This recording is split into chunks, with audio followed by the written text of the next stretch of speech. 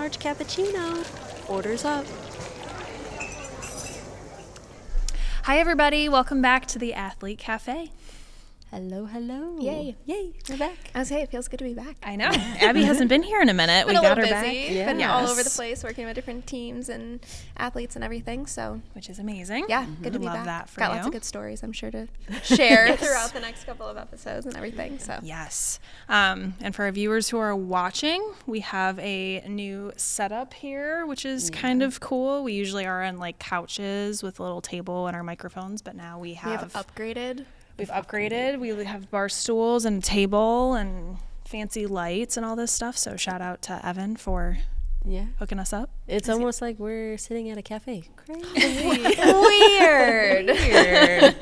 We do all have coffees, even though we're hiding them. Yeah. Which, if I don't kick it throughout this episode, it will be a miracle. I'm like, So before we get into our topic today, you will also notice an empty chair. yes, we do have an empty chair. As of last week, Carly, who is part of our cafe title, she has decided to shift gears in her career. We are very happy for her and excited. Before she got into mental performance coaching, she did a lot of coaching for lacrosse, and she was super passionate about it and loved it, and was fortunate enough to get a offer to assistant coach at Akron University for their girls lacrosse team. Yay. Yeah. So Love that. we are so sad that she will not be know. here No. anymore. It's super bittersweet, as these Very things always bittersweet. are. Yeah. But we're excited to see what she's going to do and how she's going to impact that team and just that part of her enjoying part of her field and whatnot. So we will still remain the Athlete Cafe. She will live on in history, but Coach Carly's memory will always be with us. she will be here. But if it's ever just the girls here talking, it'll be just us three. No more Carly. So feel free to leave her some comments or reach out to any of us on any of our platforms if you want to wish her good luck. And feel free to follow Akron Girls Lacrosse. if you Yes, do it. Shout out. Yes. want to see how she's doing. But to kind of get into our topic today, we thought it would be really appropriate, just with being in the middle of March Madness and everything, with how well the NCAA women's basketball season is going, Love it. which we love to see. We love to see it. Oh my gosh. We would talk a little bit about women in sports and just kind of some different pieces that we've seen over the years, some different individuals that we look up to. Talk about maybe some stereotypes that we have seen change and hopefully will continue to change within female sports, and just some of our own experiences too, within just being a woman in sports. Yeah. So who would like to begin? Crazy. Well, I mean, if we're talking about people that we look up to in the sport, I'll just kickstart it off. Francis is like, here's my list. No, I mean, anyone who's in the track and field world knows that Allison Felix is just a staple person, male or female. She has the most Olympic medals. Like, she's standout on all fronts. And so definitely as a runner growing up, like, she was the big name to like look up to. And her story is amazing. I know she ran for Nike for such a long time, and then things happened with that. But she has like her own shoe company now. She has like her own brand and things like that, and she's amazing. I love everything about her. So I think she's such a good example of, you know, the cards are not always going to be dealt fairly. And, you know, there's always a couple of different ways you can go with it. And I think, you know, the big thing with her, and I think it's, you know, okay to say, is, you know, she got pregnant. Right. And Nike changed her sponsorship and they cut it by like 70%, I'm pretty sure. But, you know, she looked at that and she said, that's not okay with me.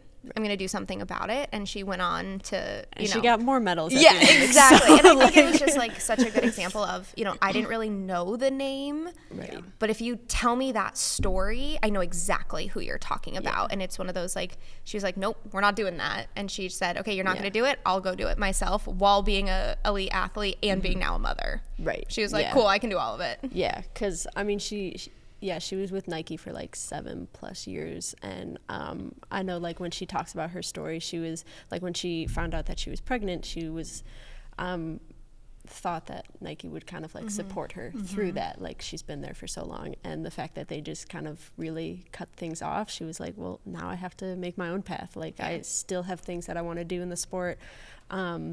And now she's going to do it as a mother. Like, that's so cool. Oh my gosh. So, yeah. And I mean, we've heard other stories of that too, just with, I mean, we're amazing individuals with the way that we can get pregnant and have children and do all of that, especially while playing sports and having to withstand that while our bodies change. I mean, none of us have had kids yet, but imagine what those changes are like. But, I know Carrie Walsh, she was a beach player and that's indoor. So funny, I forget what Olympics it was, but there was her one Olympics, not the most recent one, but I think 2 or 3 Olympics ago that they were in with Misty May.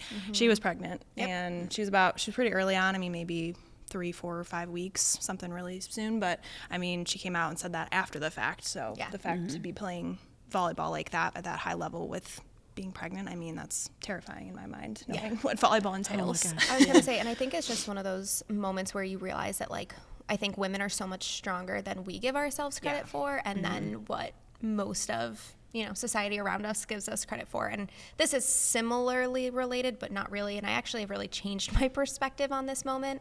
But in gymnastics, everybody knows the Carrie Strug moment, where they needed her vault. That's all they needed to win, was they needed a vault landed on their feet. Carrie Strug goes and she vaults once. She falls, she breaks her ankle. And she was 16. Let's all remember that part of this too. But, you know, she decided more or less on her own. You know, my perspective on this has really changed, and I think a lot of it has come from Simone Biles' decision at the Olympics to stop competing for her physical and mental health. But, you know, Carrie Strug, she saluted again, and she vaulted and landed on one foot, and USA won because of it. And, like, you know, she was in a great deal of physical pain. Like, you could see it all over her face, but she said, you know what? I'm an athlete. This is what I do, and could do it in the most high pressure situation with an injury. Like, your body, we can just endure so many highs and lows and do it with grace and poise and all of these things. Yeah. And I mean, speaking of like another athlete who competed while she was pregnant, like Serena Williams. Talk about an elite athlete in general. Yeah, no oh my kidding. gosh. But not that I super follow tennis, so I don't want to talk too much about it. But like, Michael I mean, has been everyone really trying to teach us. I know. We're trying so hard. I know. But I mean, everyone knows her name, obviously. Like, she's an incredible athlete, and she also competed while she was pregnant. And I just think that's wild for people to do that. I've seen runners, like 800 runners and milers with bellies pregnant, and they're going out and they're competing at elite levels. Like, it's amazing. And I think it's just such a good example of, like, we as women, we know what our bodies are capable of. And when it comes down to it, we know ourselves better. We know what we can endure. We know how hard we can push. And, you know, I think a lot of other times people are trying to tell us, you know, oh, don't go lift, you're gonna get bulky, or, you know, don't go, you know, you're gonna look masculine. And it's like, first of all, no. Second of all, like, I know what my body's capable of. Like, I can do incredible things. Like, don't be the one to tell me I can't. I think we're seeing that big shift of, like, that whole message changing within women, like, taking control of that thought, which is amazing to see. I mean, you see so many girls, like, doing bodybuilding or doing just exercising to the way that they want, and it's figuring out what you want your body to look like, and just the way our bodies change with hormones, with all of that, and just body image itself. I mean, for women, I know that's just a struggle for a lot of people. So being able to, like, go on that journey, and I know with social media, with everything, it is so hard to not compare ourselves. Like, you see these small clips of things, and you hear it all the time, right? Don't compare yourself to what you see on Instagram or TikTok, but then that's all you see. Correct. It's all you see. You don't see the background struggles. You don't see all those things. But I think there is such a challenge that women face. I mean, men too.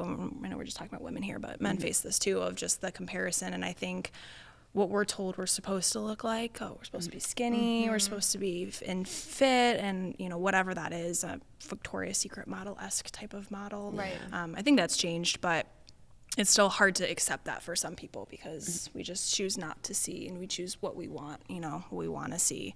But I think in this sport realm, like, we're seeing people being willing to do that. I mean, Serena I mean, she's fit. Yes. She's great. Yeah. You know, I give her tons of credit. I mean, any my gosh. gymnast, right? Yeah, and I think it's really cool is that we're starting, I think, to see that there's no one body type or body shape in these sports, right? When even going back for gymnastics, when you look at the Nastia Liukin and Shawn Johnson Olympics, like they could not have been more polar opposites on what their bodies were built like. And Nastia is tall and lean, and Shawn is muscular and short because, you know, that's just how she is. But it's one of those things that they were both equally spectacular. They both took a gold. They both took a silver. Like, and we're starting to see that, like, all of these bodies can look different and produce equally as impressive results. And I was working with a softball team recently, and I'm sure all of our younger listeners have seen this. It's this new trend, and I think it's starting to fade a little bit, but the legging legs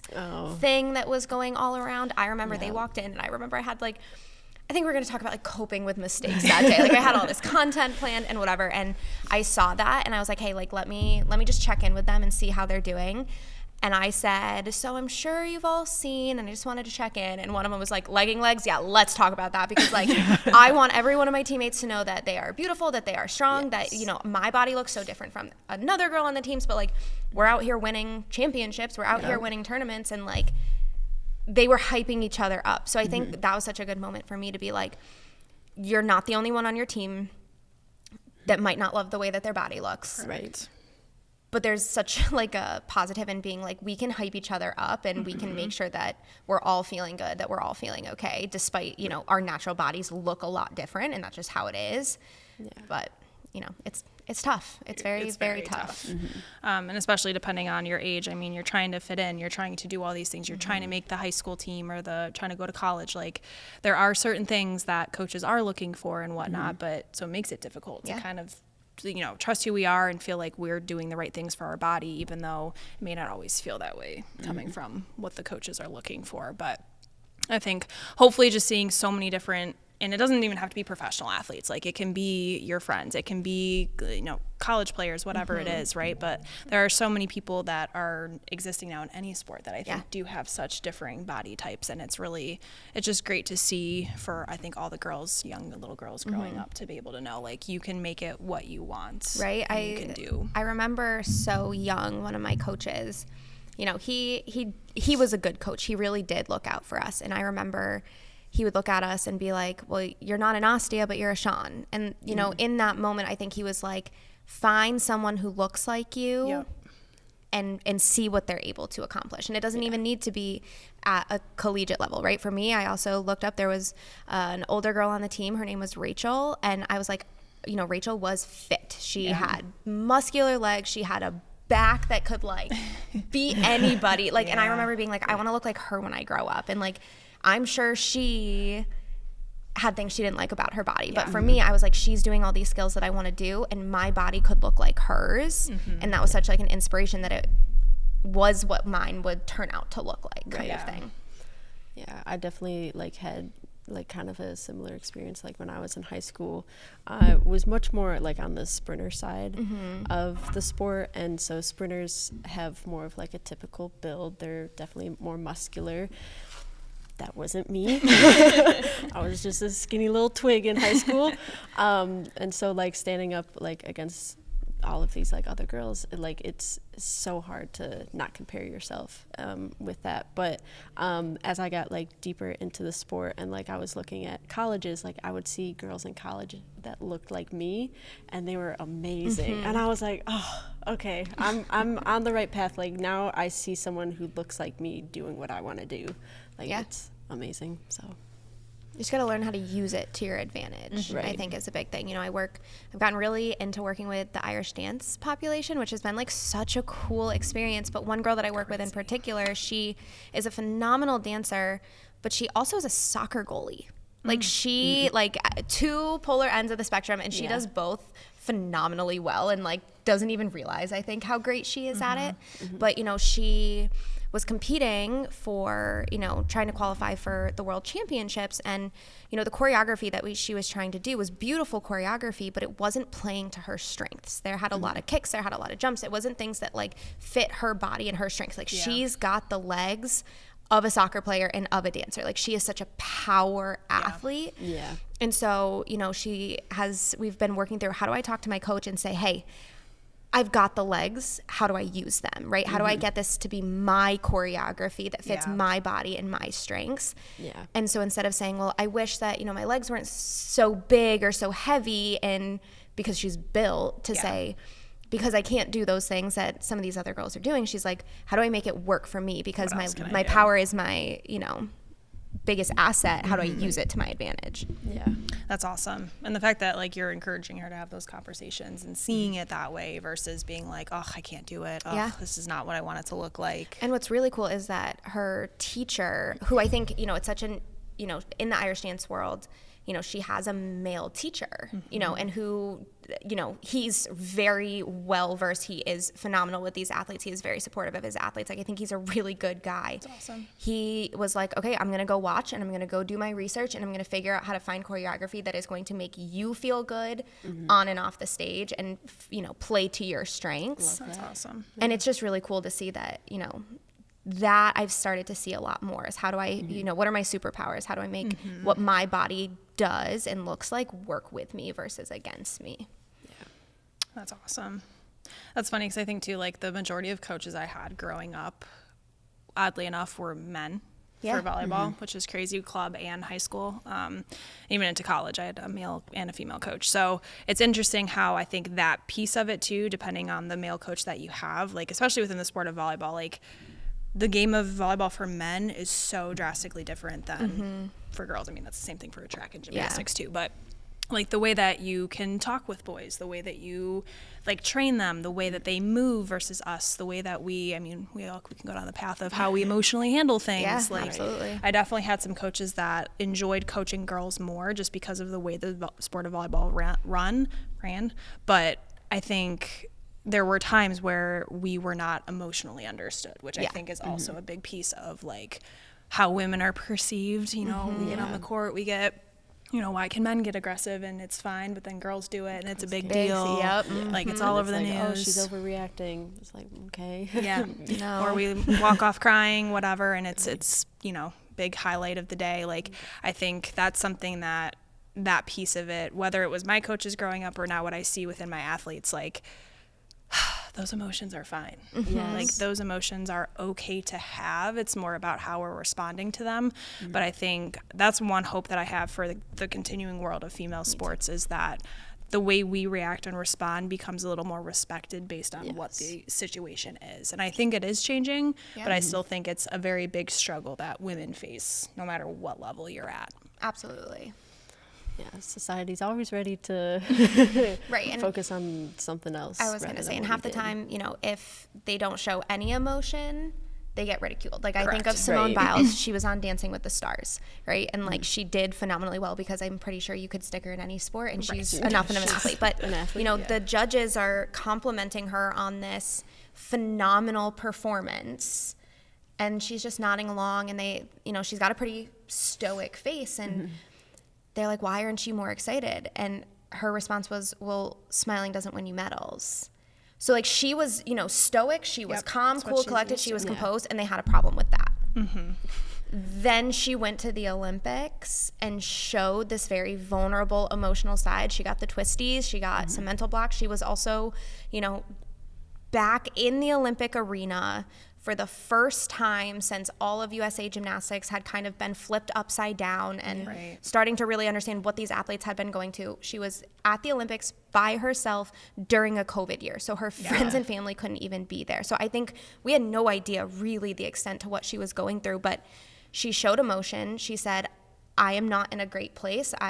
This is not safe for me. And I'm going to let my teammate who knocked it out of the park stepping up, Jordan, but like, she did that and she got ridiculed. So she showed no emotion, ridiculed, you know, made this amazing stance for mental health and got ridiculed. So it's one of those like, you can't win. No. And it's just hard. And I think that's one of those where it's like, they're going to always find fault in it. So do what you need to do. Do what's best for you. Do what you got to do. Learn what your emotions are and learn why you're doing things that you're doing to the best of your ability, right? Sometimes they're not always as a why.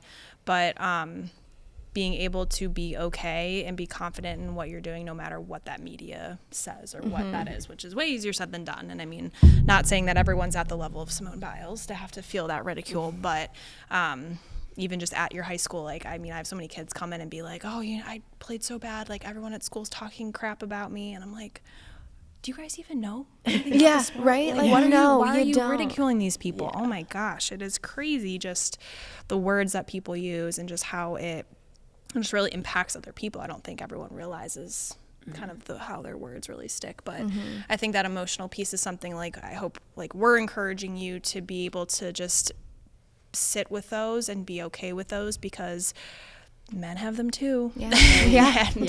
And honestly, there are probably some times where I think even within men's sports, like, it would be helpful if they let in their emotions a little bit and kind of understood those, instead of maybe, you know, stereotypically bottling them all up, or, you know, you have to be tough, you have to, you know, be strong. Like, no, it's not what it's about. That's like just the old tale that they tell you Exactly. about what it should be. But there's so much to sports that affect the way we feel, and you can't just think that being strong is so many different things. It's not just the emotional piece of it. And I think there definitely is a negative side to it, depending on how you respond, but it's not your emotion that's negative, it's the response that you have. Exactly. So it's just, you know, feel that emotion. You didn't play well, you didn't have a great game, be upset about it, right? Be mad about it.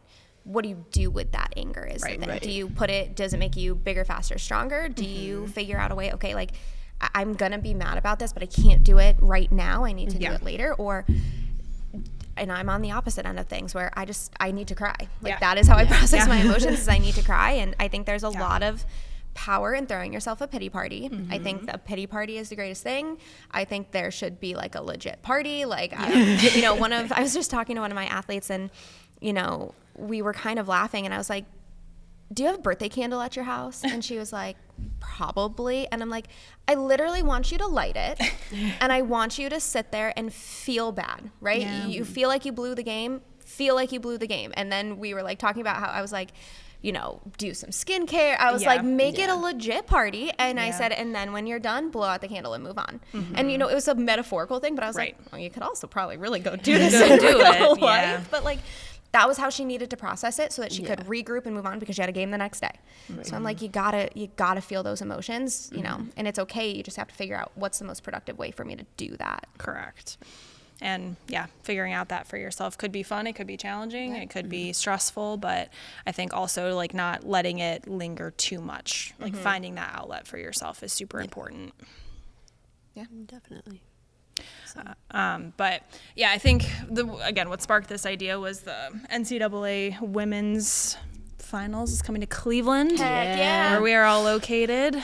Probably wish I could go. I know tickets are a little pricey, but it's because they're all doing so right good. as they should be. As they should be. Do I wish they were lower so I could go? Yes. Am I glad that women's sports is being so profitable and just as exciting and big as the men's sports? Heck yeah, let those tickets be $700. And I have one. And it's crazy too, because now, like, the women's side, like, they're getting more views than men's basketball right now. Which I also just saw a TikTok, because of course I get most of my news from the TikTok.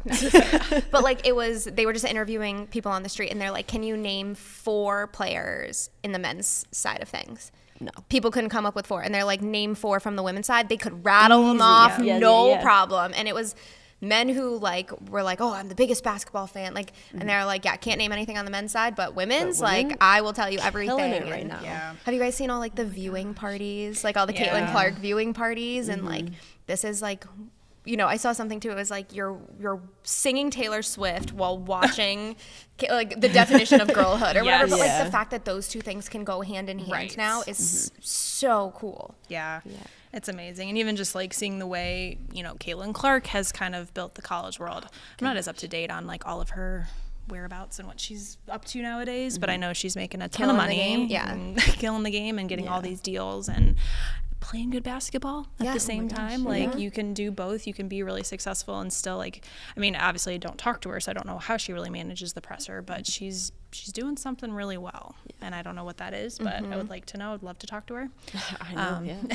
But If you're in Cleveland, Let us would know. you Let like to us swing know. by? but even Nebraska volleyball earlier in the fall. Nebraska volleyball is probably like the biggest, every kid's dream is to go play at Nebraska for volleyball. They're like the biggest program amongst a few others, but they had to go on their football field this past fall for, I think it was their opening day. I don't even remember, first home game, some game, and they broke the record, sold it out for amount of attendees, which is crazy for a volleyball game. Like I cannot imagine it was like this little court on the entire football And it was the field, coolest. It but was so cool. I cannot even imagine running out on that field, like what that had to feel like for them. Yeah, and I love that like things are changing and like turning more towards like women in sports, because I know growing up, like a lot of things that I heard is like oh, it's just more exciting to watch men in sports, and it's just more exciting to watch them compete. And I'm like,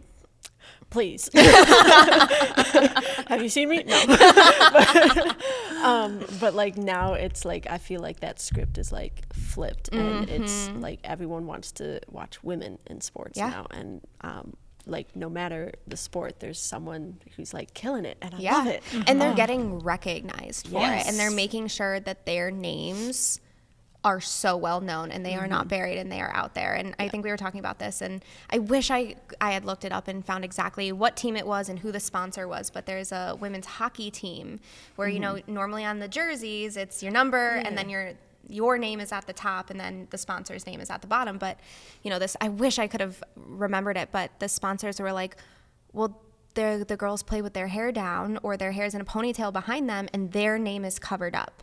So they swapped their jerseys so that their names, the players' last names are printed at the bottom and the logo's at the top. And it was one of those like, why are their names not out there for every single person to see? Like they're killing it out there. And it's simple things like that. Yeah. That until I think you are a female in sports, you don't get it. And then when you get something like that where you're like, yeah, that makes sense. It's just one of those like, why wasn't that already happening? Right. And it feels so monumental, and it's such a small, easy change to be made to make women's names so much more well known in athletics. Yeah. But I mean, just again, looking back at history, I mean, it just a natural change, and I'm glad they're changing it now. And I'm glad that even like I think the women are doing it, but it's also the media that's allowing it to happen. Like all of these announcers, all of these people that are, I don't even know, have control of these deals and everything. Like I think it's because we're seeing more women in positions Correct. of power Yes. to make it happen, right? We have women at the top of these media companies. We have women at the top of these sponsorship deals. We have women on the court. We have women on the field coaching. We have them doing all of this stuff. They're running the social media accounts. So of course, like we all look out for our own, like you got to be a girl's girl, as they always are like pushing. And that is such like a prime example of that, of you put women in power and they're going to make sure that the women around them get recognized too. for sure. Yeah. So yeah, I don't know. Any other thoughts? We just kind of wanted to come on here and chat about women and say how great everyone is. Yeah. I feel like we're really lucky that we get to have the perspective on women in sports that we do, because I think we're seeing firsthand, like with the work that we do with all of our athletes, just how much it's changing. And like we're seeing them start to get all of these opportunities and starting to see them get the representation, and it's having such an effect on the youth athletes. Like it is trickling down and making a big difference in the athletes that we're working with. Yeah, and things have changed, like just from the time that we were in high school to now the kids coming through in high school, and it's going in a good direction. Heck so yeah, love to see it. Yeah, super exciting. And even I think too, it's important to think of just anyone in your life that you look up to, and it doesn't have to be some crazy high level athlete. Like I was saying, my mom, like she she was she looked up my woman in sports. Like she coached me when I was younger. My mom played collegiate volleyball. She ended up only playing 2 out of her 4 years because she wanted to, leave, come home. She was at the University of Kentucky, but she left and came home to Cleveland State because she wanted to pursue her career. And that's where she thought she needed to be at that time. That was a hard decision for her and ultimately shaped, but I mean, she had a wonderful high school career. She 2 varsity time player of basketball and volleyball, Crazy. and then it went through with me and my brother. Like the sports, I think if she didn't have that background and she didn't have that understanding, like I don't think it would have fostered this athlete I became, and my dad too, because he played collegiate sports as well. But like someone like my mom is who I look up to, aside from like all these professional and collegiate athletes as well. So it doesn't have to be anyone too crazy, but I think just after all of this, try and think of someone you look up to. Kind of walk away from that today. And then I think remember that you probably don't know it, but somebody looks up to you. Yes. Right? Like 100%. you remember the big girls that were in your sport when you were young. I promise you, even when you think you're not doing anything right, there's a little girl looking up to you and says, I want to be you when I grow up. Yes. Right? So you have a role gives me model. You are a role model. Yeah. It's crazy Oh my because gosh. like, it's interesting when you get to see the athletes get the switch where they're like, oh, this, I have a softball player that I work with, and she's like, yeah, I was, out at the game, and all the little girls that I was, I was working concessions, and they wanted to come up and take my picture, and I'm like, do you remember when you did that to the older girls? And like, she's quieter. She kind of stays to herself. She stays in the background. And I was like, you're the role model now, right? And she was like, I'm not old enough for this. I don't know how to handle this. And I was like, you didn't have to do anything special to be the role model. You did it by doing what you do and being who you are. And, it's cool to see when you get to watch them realize it in real time that they're now on the other side of it. Yeah, definitely. Awesome. Yay. Well, cool. Go women. Yeah. Yeah. Keep supporting each other. Keep doing all the good things. Keep doing the good stuff you're Be a doing girl's too. girl. Be a girl's girl. Yes. All right. See you guys next time. Bye. Bye. If you like what you're listening to, be sure to follow the Athlete Cafe on Instagram, TikTok, and YouTube. You can find us wherever you enjoy listening to your podcasts.